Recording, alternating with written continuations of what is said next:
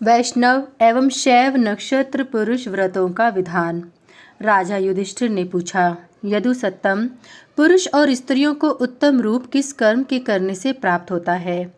आप सर्वांग सुंदर श्रेष्ठ रूप की प्राप्ति का उपाय बताइए।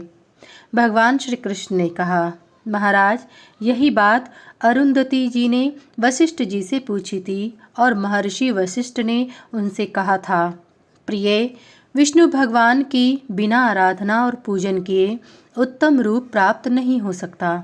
जो पुरुष अथवा स्त्री उत्तम रूप, ऐश्वर्य और संतान की अभिलाषा करे, उसे नक्षत्र पुरुष रूप भगवान विष्णु का पूजन करना चाहिए।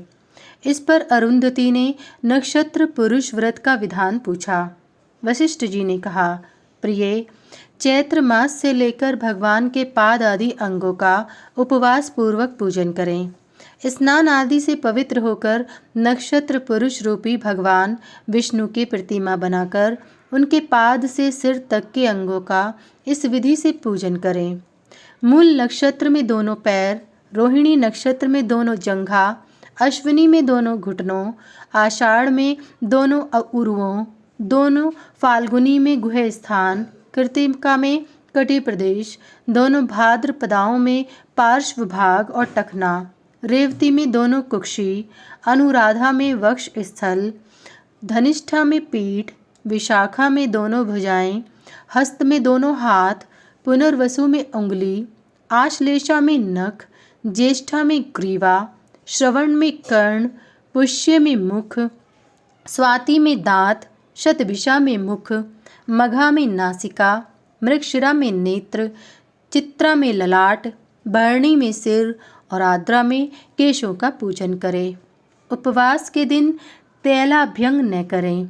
नक्षत्र के देवताओं और नक्षत्र राज चंद्रमा का भी प्रति नक्षत्र में पूजन करें और विद्वान ब्राह्मण को भोजन कराएं। यदि व्रत में अशौच आदि हो जाए तो दूसरे नक्षत्र में उपवास कर पूजन करें। इस प्रकार माघ मास में व्रत पूरा हो जाने पर उद्यापन करें। अपनी शक्ति के अनुसार सुवर्ण का नक्षत्र पुरुष बनाकर उसे अलंकृत करें। एक उत्तम शैया पर प्रतिमा स्थापित करें और ब्राह्मण दंपति को शैया पर बैठाकर वस्त्राभूषण आदि से उनका पूजन कर सप्तधान्य, सवसा गौ, छत्री, जूता, घृतपात्र और दक्षिणा सहित वह नक्षत्र पुरुष की प्रतिमा उन्हें दान कर दें। श्रद्धा पूर्वक इस व्रत के करने से सर्वांग सुंदर रूप, मन की प्रसन्नता, आरोग्य, उत्तम संतान, मधुरवाणी और जन्म जन्मांतर तक अखंड ऐश्वर्य प्राप्त होता है और सभी पाप निवृत्त हो जाते हैं। इतनी कथा कहकर भगवान श्री कृष्ण बोले, महाराज, इस प्रकार नक्षत्र पुरुष व्रत का विधान वशिष्ठ जी ने अरुंधति को बतलाया, वही मैंने आपको सुनाया। जो इस विधि से नक्षत्र रूप भगवान का पूजन करते हैं वे अवश्य ही उत्तम रूप पाते हैं। राजा युधिष्ठिर ने पुनः पूछा, भगवान, शिव भक्तों के कल्याण के लिए आप शैव नक्षत्र पुरुष व्रत का विधान बताएं। भगवान श्री कृष्ण ने कहा, महाराज, शैव नक्षत्र पुरुष व्रत के दिन भगवान शंकर के अंगों का पूजन और उपवास अथवा नक्त व्रत करना चाहिए।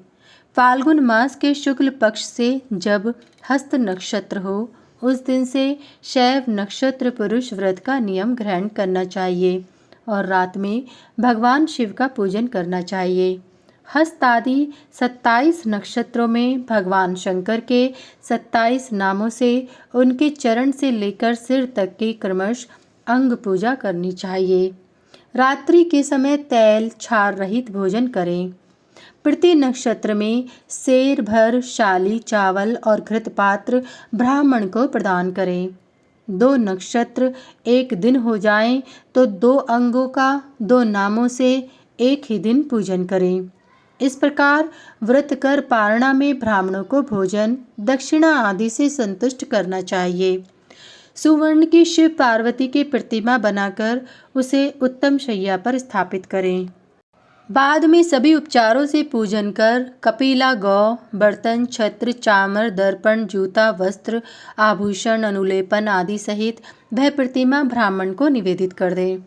बाद में प्रदक्षिणा कर विसर्जन करें और शैया, गौ आदि सब सामग्री ब्राह्मण के घर पहुंचा दें। महाराज, दुष्शील, दाम्भिक, कुतार्किक, निंदक, लोभी आदि को यह व्रत नहीं बताना चाहिए। शांत स्वभाव, सद्गुणी, शिवभक्त इस व्रत के अधिकारी हैं। इस व्रत के करने से महापातक भी निवृत्त हो जाते हैं। जो स्त्री पति की आज्ञा प्राप्त कर इस व्रत को संपन्न करती है, उसे कभी इष्ट वियोग नहीं होता। जो इस व्रत के महात्म्य को पढ़ता अथवा श्रवण करता है, उसके भी पितरों का नरक से उद्धार हो जाता है।